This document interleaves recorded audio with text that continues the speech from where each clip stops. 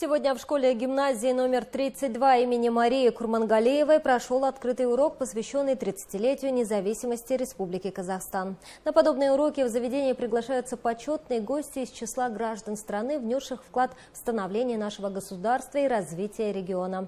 В сегодняшнем мероприятии принял участие почетный гражданин области, доктор философских наук, профессор Алтай Тайжанов.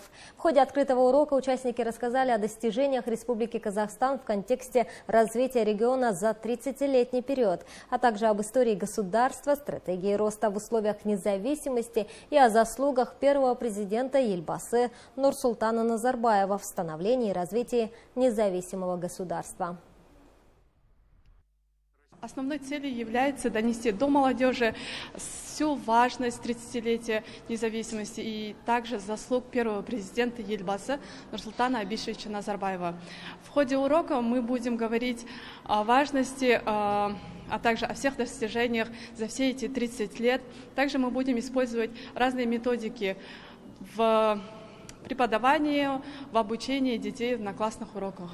Например, чтобы показать ребятам, как можно достичь цель, мы будем использовать ступеньки достижения. Ребята будут этим показывать, как они на какую ступеньку ставят ту или иную цель. Этим они визуально будут видеть, какие цели более или менее важны, либо же могут поставить на первую или вторую ступень.